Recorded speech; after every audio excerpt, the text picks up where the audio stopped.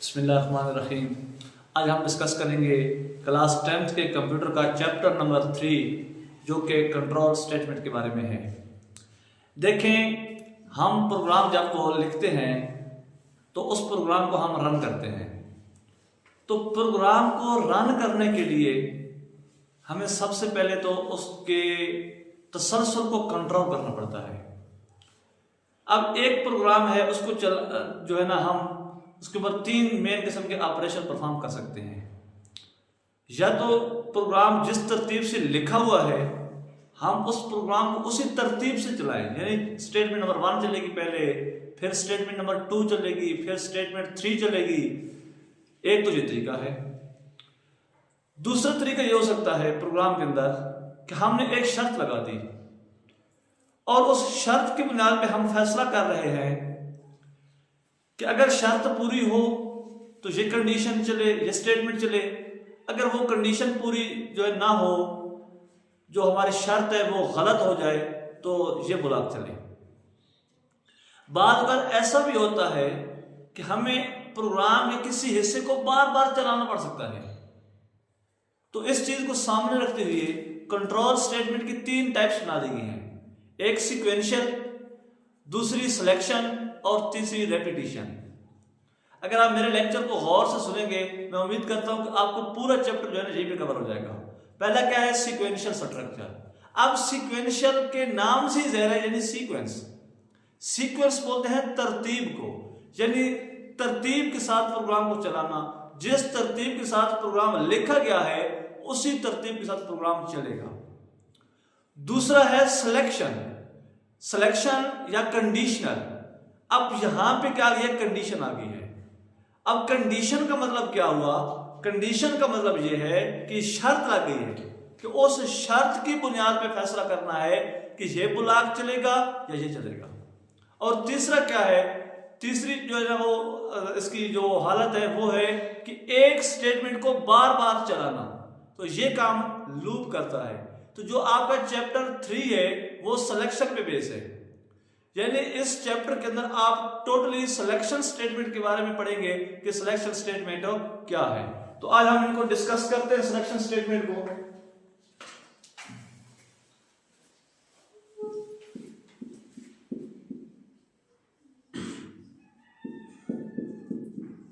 Selection statement. Selection statement का मतलब क्या है कि कंडीशन की बुनियाद पे फैसला करना कि ये ब्लॉक चलेगा या ये चलेगा। तो इसकी 2 हालतें हैं, इसकी मेरी 2 किस्में। एक है इफ स्टेटमेंट और दूसरी है इफ एल्स स्टेटमेंट।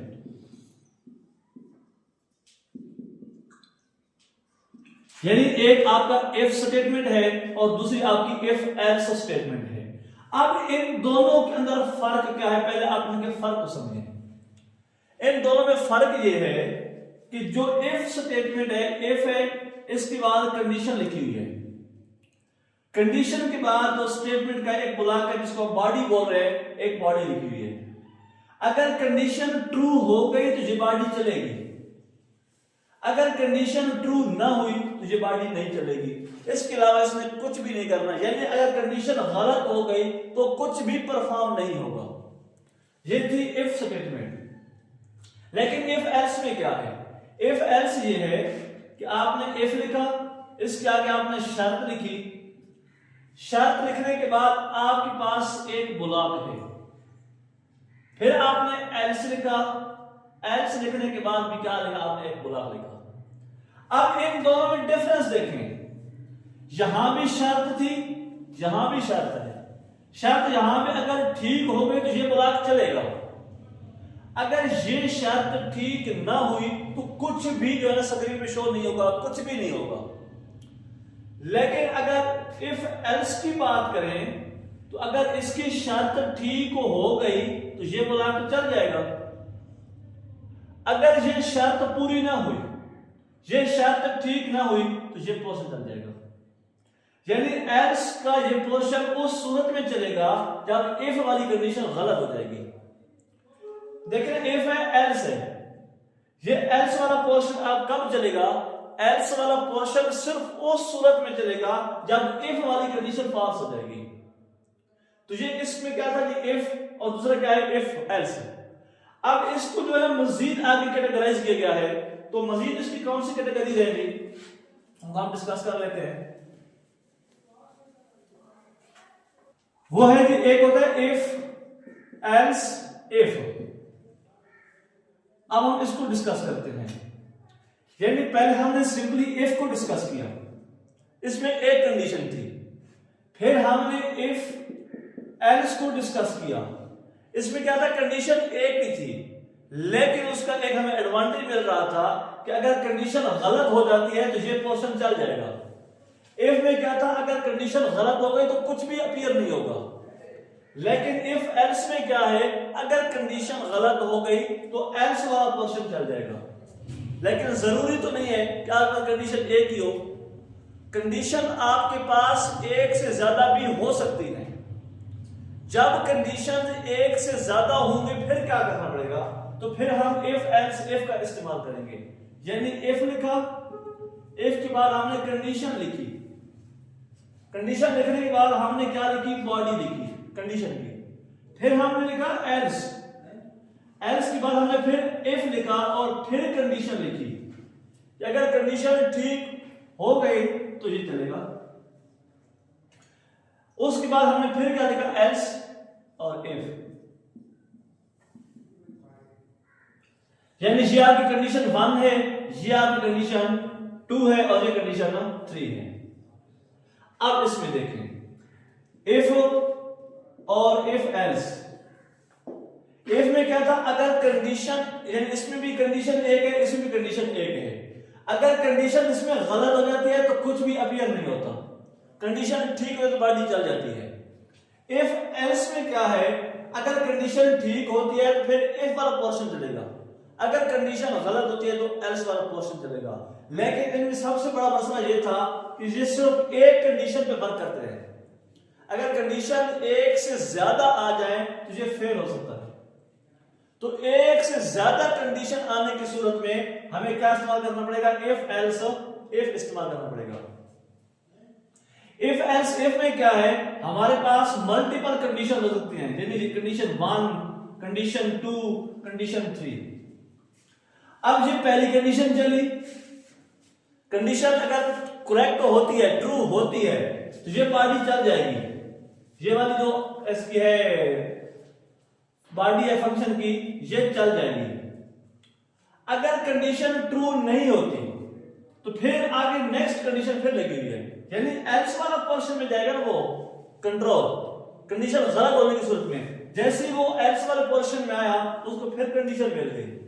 अब इसने दूसरी कंडीशन को चेक किया, अगर ये कंडीशन ट्रू हो जाती है फिर ये बॉडी चलेगी। अगर ये कंडीशन ट्रू नहीं होती तो ये एल्स में फिर ले जाएगा इफ की वजह से, इफ की वजह से ये फिर एल्स में लेके जाएगा जहां फिर कंडीशन लगी हुई है, तो ये कंडीशन नंबर 3 को चेक करेगा। इसी तरह चलता रहेगा। अगर तमाम कंडीशन गलत हो जाएंगी तो आखिर पे एक बॉडी लगी होगी जो सिर्फ एल्स वाली होगी, जहां पे कंडीशन नहीं होगी, तो फिर ऑटोमेटिकली ये बॉडी चल जाएगी। तो ये बेसिक वर्किंग थी इफ की, इफ एल्स की, इफ एल्स इफ की। अब हम बस डिस्कस कर लेते हैं इनका फ्लो चार्ट कैसे बनाना है, क्योंकि हमने सिंटैक्स के हवाले से डिस्कस कर लिया है। तो अब हम इसका जो है ना फ्लो चार्ट देख लेते हैं। फ्लो चार्ट जो है ना बहुत ज्यादा इंपॉर्टेंट है आपके पेपर की रूप से। किसी भी पंजाब बोर्ड का आप पेपर उठाकर देख लें, उसमें फ्लो चार्ट आया हुआ है और इन तीनों में से वो किसी ना किसी का पूछ रहा होता है। इसके अलावा एक नेक्स्ट डे पे छोटा सा टॉपिक है, वो हम एंड पे डिस्कस कर लेंगे। देखिए हम सबसे पहले इफ के लिए बनाएंगे। सबसे पहले तो आप स्टार्ट लेंगे, स्टार्ट लिया, स्टार्ट लेने के बाद आप इस पे जाएंगे, शर्त पे जाएंगे। शर्त पे जाने के बाद आपका दो पोजीशन है, या तो शर्त ट्रू होगी या शर्त फॉल्स हो जाएगी। अगर ट्रू होती है तो यहां पे उसको एक कोड मिल जाएगा, वो इस कोड को चलाएगा और कोड को चलाने के बाद वो स्टॉप में चल जाएगा।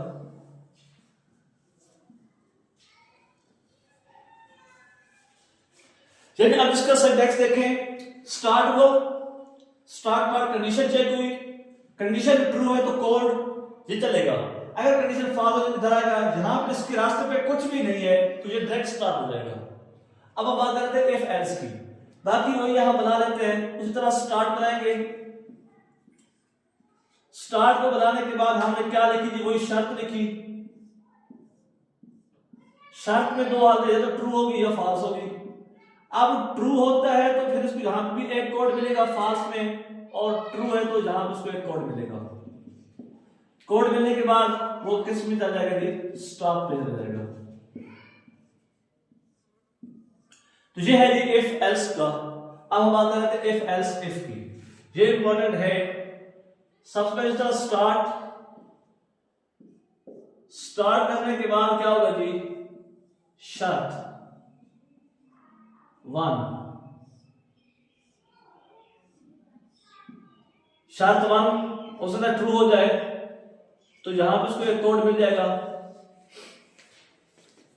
फिर अगर ये कंडीशन फॉल्स हो जाती है तो यहां पे एक और क्या कहते हैं जी, एक शर्त लिखी हुई है। अगर ये शर्त ट्रू हो जाती है इसका हम इधर बना लेते हैं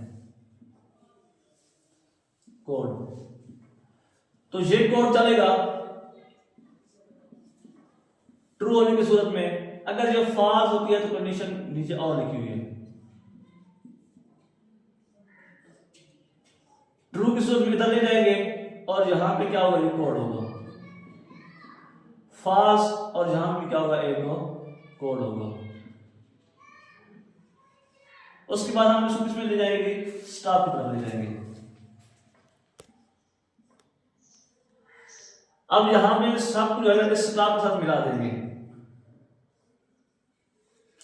अब देखिए कैसे वर्क करता है। स्टार्ट हुआ, पहली कंडीशन ठीक हुई, चेक हुई, अगर कंडीशन ठीक हो जाती है तो ये कोड चलाएगा। इस कोड को चलाने के बाद ये डायरेक्ट गया स्टॉप की तरफ। अगर ये कंडीशन ट्रू नहीं होती, फॉल्स, फॉल्स में इस शर्त को लगाएगा। फिर चेक हुआ, शर्त ट्रू होती है तो ये कोड चलाएगा। इस कोड को चलाने के बाद ये स्टॉप की तरफ। अगर ये शर्त ट्रू नहीं होती तो ये नेक्स्ट कंडीशन चेक करेगा। अब फिर जहां पे जैसे कंडीशन ट्रू होगी या फॉल्स होगी, अगर ट्रू होती है तो इस कोड की तरफ जाएगा। इसको चेक करने के बाद यहां पे अगर फॉल्स ये कोड चलाएगा तो उसके बाद भी स्टॉप की तरफ। अब एक छोटा सा वर्क पे बच गया है नेस्टेड इफ, हम उसको डिस्कस कर लेते हैं। नेस्टेड इफ क्या है? नेस्टेड इफ ये होती है कि इफ के अंदर एक इफ और आ जाए। यानी अगर एक इफ था, यहां पे शर्त थी, बॉडी में गए, यहां पे एक इफ और लगा हुआ है, तो इफ के अंदर एक इफ और आ जाए उसको हम नेस्टेड इफ बोलते हैं। अब हम इसका फ्लो चार्ट देख लेते हैं। तो यहीं पे हम स्टार्ट बनाएंगे, स्टार्ट के बाद कंडीशन बनाएंगे,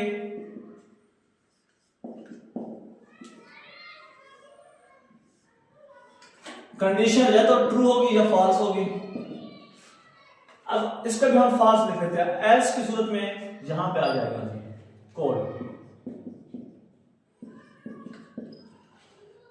तो यहां पे एक नेक्स्ट उसकी कंडीशन मिलेगी, शर्त। चलिए मैंने थोड़ा सा इसको जो है ना वादा करके लिख दिया है, ये आपके लिए जो है ना कंफ्यूजन पैदा कर रहा था। तो अब फ्लो चार्ट को देखें। स्टार्ट होगा, स्टार्ट के बाद शर्त होगी। अब शर्त या तो क्या होगी, ट्रू होगी, या क्या होगी, फॉल्स होगी। अगर शर्त तो ट्रू हो जाती है तो इसके आगे एक और शर्त पड़ी है। हमें पता ना कि नेस्टेड इफ के अंदर एक इफ और होता है, तो यहां पे एक शर्त इसको और मिली, जब ये भी ट्रू हो सकती है, ये फॉल्स हो सकती है। अगर ये ट्रू होती है तो ये कोड चलेगा, और कोड चलने के बाद स्टॉप की तरफ। या ये शर्त ट्रू होती है और फॉल्स होती है तो फॉल्स में ये कोड चलेगा, और ये कोड चलने के बाद स्टॉप की तरफ। या हो सकता है यही कंडीशन फॉल्स हो जाए, तो ऐसे सूरत में कंट्रोल इधर आएगा, इस कोड को चलाएगा, इस कोड को चलाने के बाद स्टॉप की तरफ। अब इसके जो है सिंटैक्स देख ले। इफ यही शर्त, शर्त के बाद फिर ये वाली शर्त, ये वाला, फिर ये कोड, यहां पे हमने लिखा हुआ है।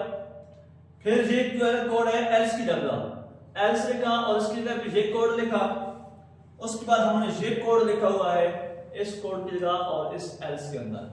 यानी क्या हुआ, आप इस पोर्शन को देखें तो ये एक इफ था, इफ एल्स था एक, इफ शर्त कोड एल्स कोड।